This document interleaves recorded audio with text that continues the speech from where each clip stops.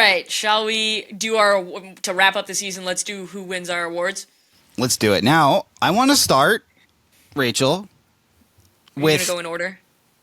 No, I'm gonna go with the what's it called? Like the awards that not a lot of people really paid too much attention to.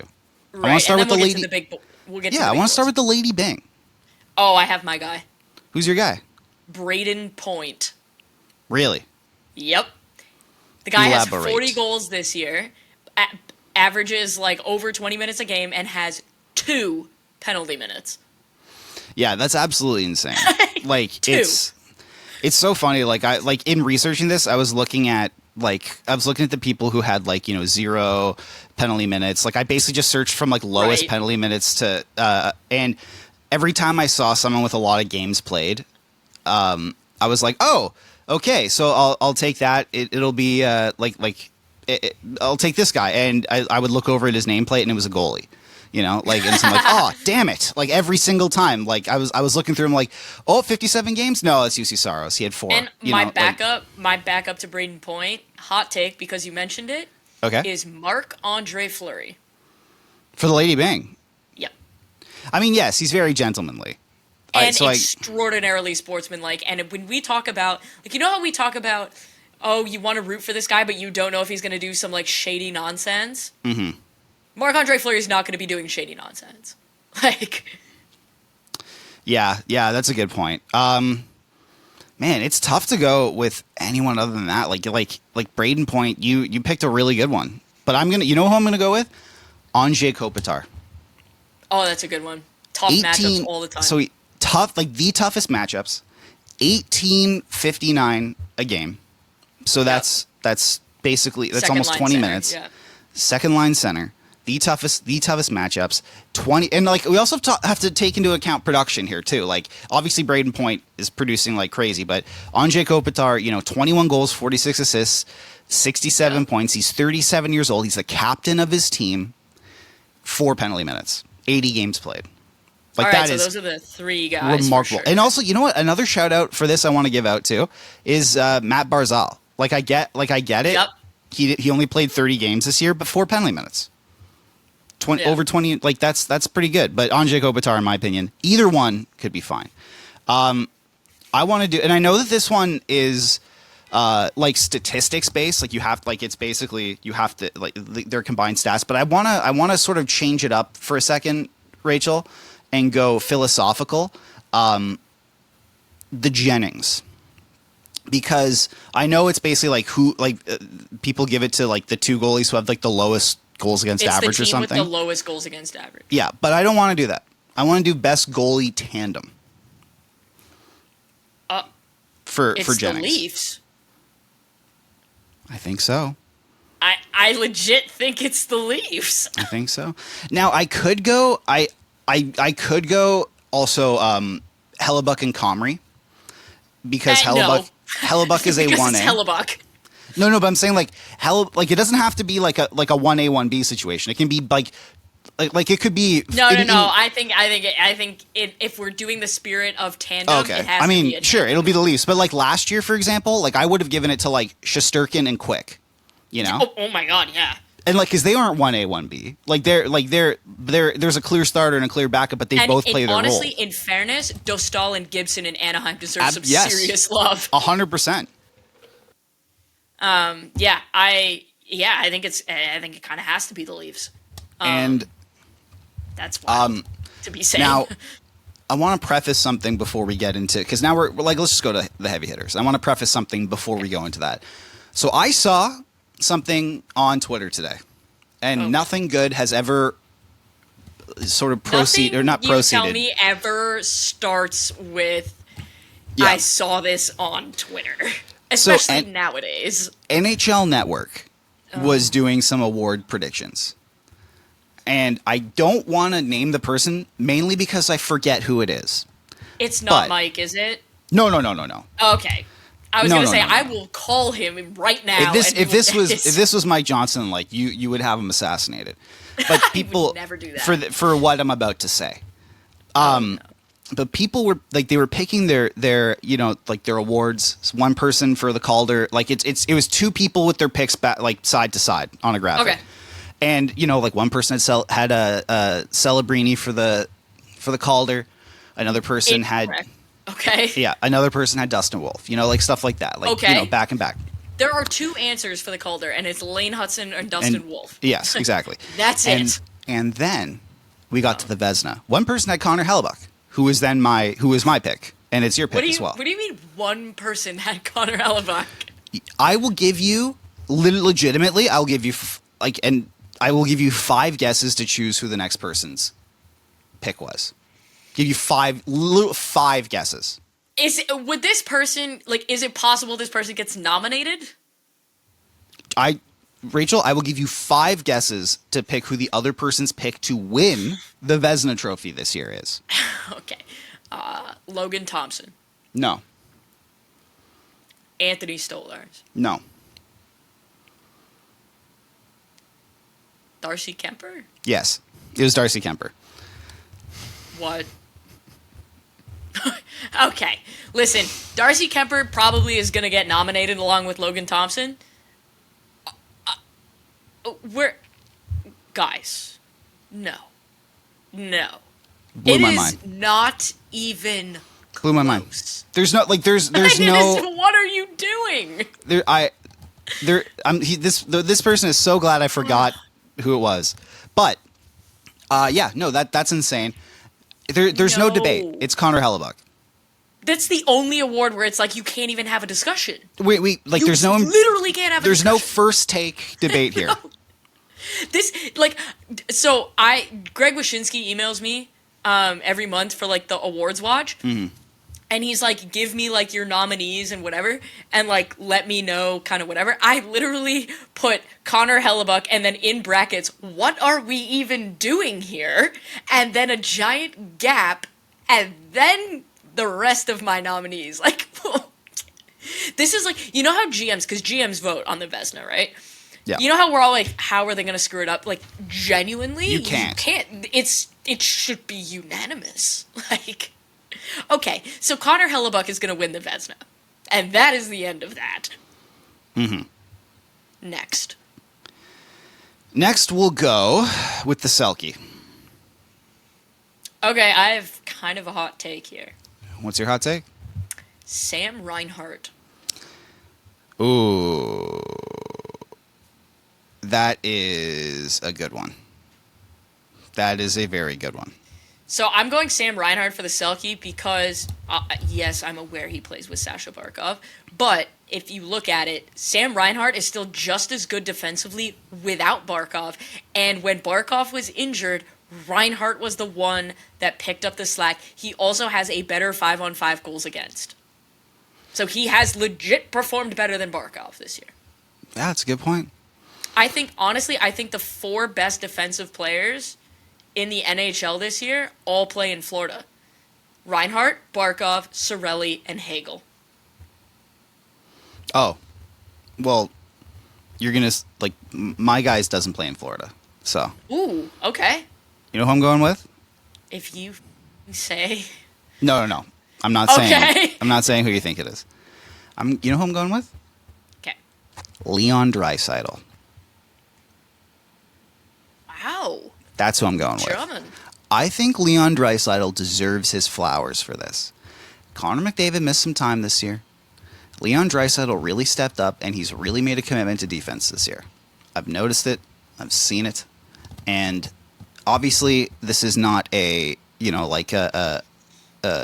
participation award.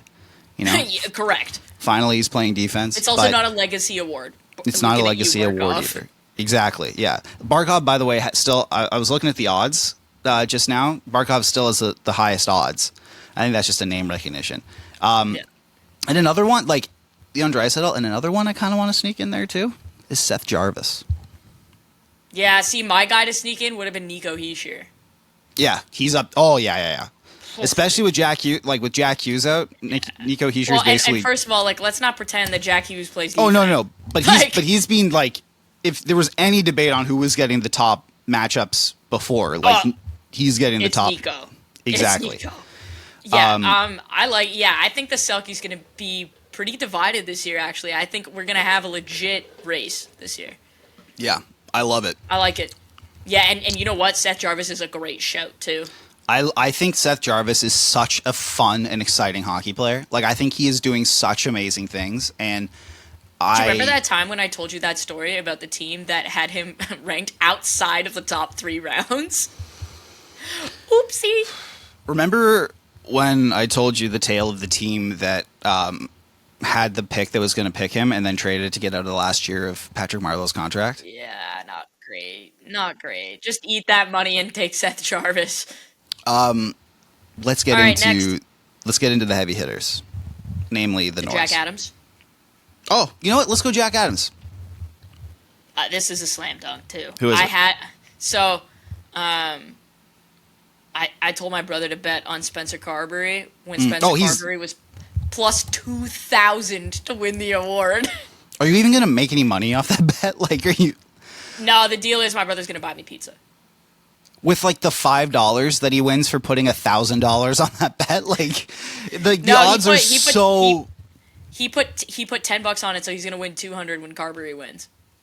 Hey, good for him, man. And my ass is getting a nice pizza in New York City. Hey, better.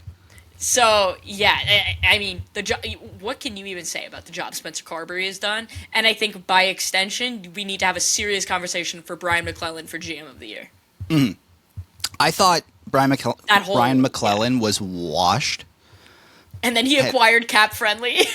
Well, he acquired Cap Friendly, and then he acquired like Pierre-Luc Dubois. Like, by the way, Dylan Strome, like Alexei Protas took that huge step. Jacob Chikrin. Yeah, got him signed. Obviously, getting Charlie Lindgren and Logan Thompson like together. Like, if we were talking about Stallers and Wall, like they're right next to them.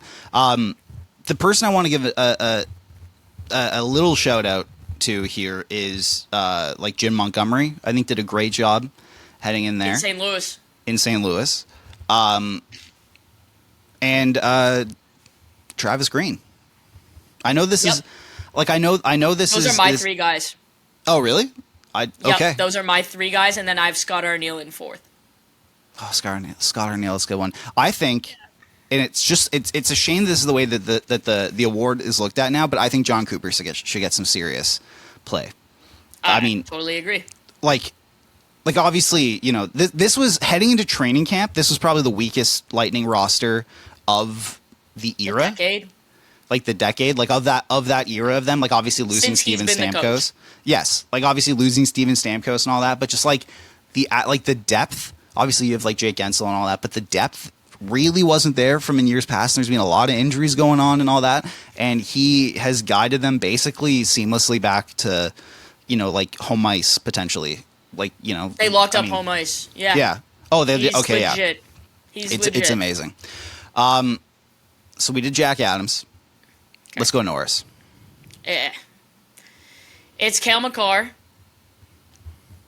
But there are a couple of other guys. I mean, Cale Makar, let's be so serious right now. Cale Makar has nearly the same amount of goals as Austin Matthews. Yeah, this guy's got 30 goals. Season. But I think 3 guys, obviously Quinn Hughes, but the injuries hurt him, so it is what it is. But there are 2 guys who I think are not getting nearly enough love. Whomst? Zach Werenski in Columbus would be up for the Hart if Columbus got in the playoffs. 100%. And Josh Morrissey. Yeah. Josh Morrissey, you can make an argument outside of Cale Makar, is like, I mean, and Quinn, but we had this conversation about Quinn last year, and we see how legit abhorrent the Canucks are without him. The Winnipeg Jets are not in the same position without Josh Morrissey. Like, he offensively and defensively, he's incredible. And we saw that at the Four Nations. Like, I think a lot of people woke up to just how good Josh Morrissey is. Yeah. So, I mean, it has to be Cale McCarr. It has to be Cale. If Quinn Hughes was healthy for the whole season, have a race. I would give it to him. I think there'd be conversation for sure. I think he's the only reason the Canucks were doing anything this year. like, and they didn't do much, but I don't think they. I was gonna say they had a lot of off-ice drama. Yeah, do that, and then obviously, like, who do you think's gonna win the Rocket? No, obviously, we got to go with the Hart. Yeah, we got to talk about the Calder too, but Well, oh look, okay, let's talk about the Calder before we talk about the Hart then, because it's basically a 2-horse race here. yeah. So up until probably 2 or 3 weeks ago, I had Dustin Wolf. And the reason I had Dustin Wolf is when you're a rookie in the National Hockey League, the level of difficulty based on position goes winger, then center, then defenseman, then goalie.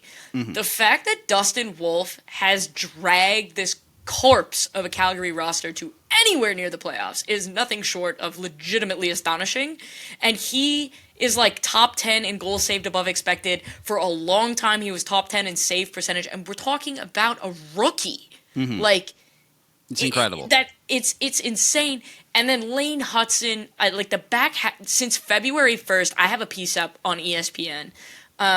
Since February 1st, he has had a positive defensive impact. He's also ahead of Quinn Hughes in like several offensive categories, and the only player he's behind is Cale Makar. Like, we're not even talking rookies, we're talking defensemen. Mm-hmm. So I look at that and I go, in any other year, Dustin Wolf is the runaway winner with the Calder. And honestly, like, I still might have him first on my ballot. I'm not sure, but it's just so hard to ignore how special Lane Hudson has been.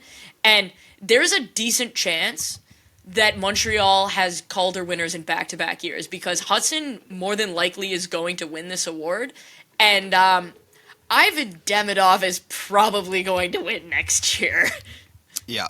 I thought they were going to give it, retroactively to Slavkovsky, because everyone loves to hold his hand through stuff. But I think Lane Hudson is going to be one of the great NHL defensemen of this era. Like, he's Agreed. Like, I look at that guy play and I'm like, that's Cale Makar. Like, it's crazy. Like, it's are you so excited for him and Demidov to be playing against the Leafs for the next 15 years? Incredible. Can't wait. Love it. But like, if you look at the Calgary roster, they don't do anything well. Like, they don't score. They don't defend. Their power play sucks. Their penalty kill sucks. They they basically don't do anything. They do everything below league average to below, bottom third in the league. Yeah. And yet they have a young goaltender in Dustin Wolf, who has dragged them to like the precipice of the playoffs. They haven't clinched, and it looks like they might not, but there's still a chance at the time of this recording. That is downright remarkable in your first full season. And yeah, and like I said, I don't get a vote, so like I mean, it is. But if I had the vote that I probably ought to have, it might go to Wolf. If I had a vote, it would go to Wolf for me. And now, and I could see the Hudson thing. Like, let's be very honest. Like, if Hudson wins, there will be no play. Yes. I will have no issue with it. This is a true, like, legit race. Yeah. All right, Rachel. Here we are. The Hart. My German king, Leon Draisaitl. Yeah. Yep. That's me too. Offensively, defensively, he's running away with the Rocket.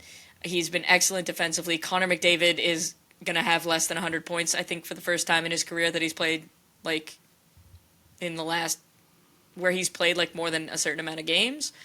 Having said that, it's, like, hard to call Connor McDavid's season a disappointment, because he did score the biggest goal of the year at the Four Nations.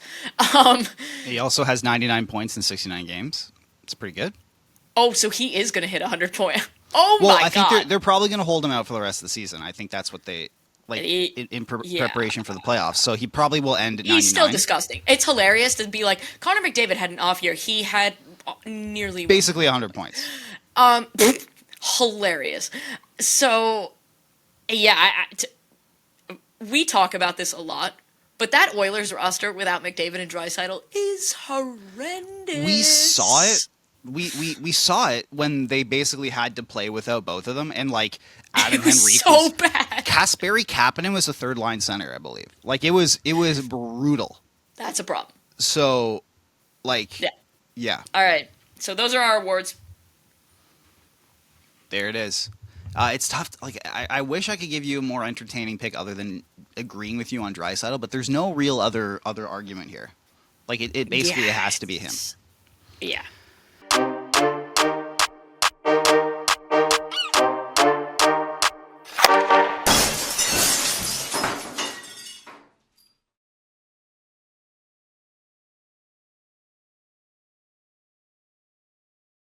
It, Rachel.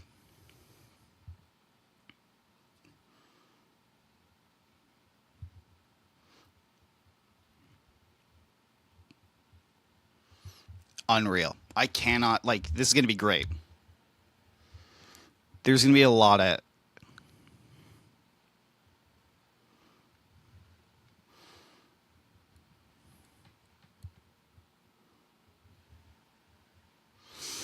It goes back to the first round of the playoffs always being the best one.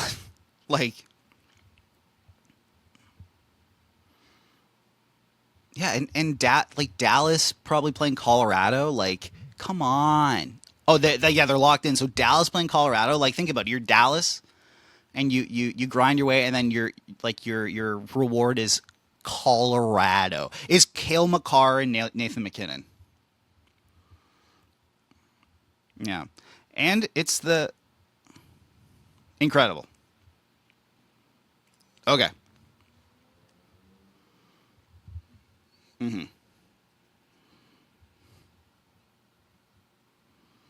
We did.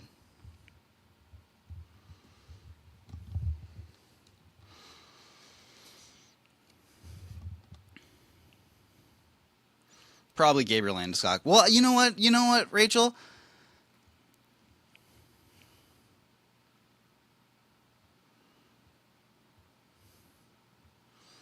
Yeah, I don't know, Rachel. I think it's good that I think it's probably pretty good that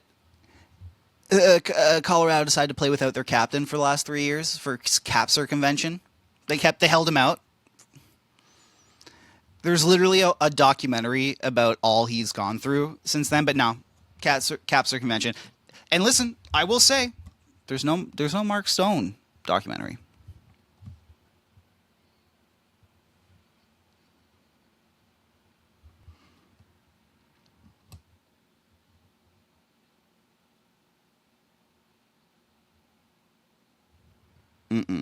He's not in there.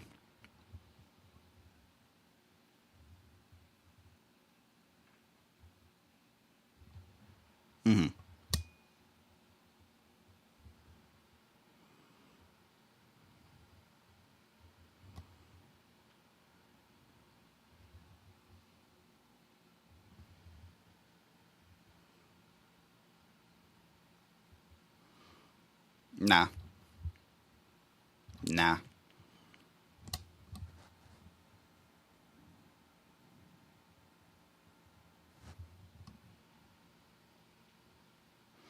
Of their prime. No. But you know what else we're talking about? You know what else we're talking about, Rachel? Yeah, we're talking about Jumpstart, our charity of choice. It's the charity. It's also Mike Myers' charity of choice. I think you should definitely do that. But it helps economically disadvantaged kids play team sports, which is a cause that is near and dear to Rachel and I's heart. Mike Myers loves Jumpstart. You should too.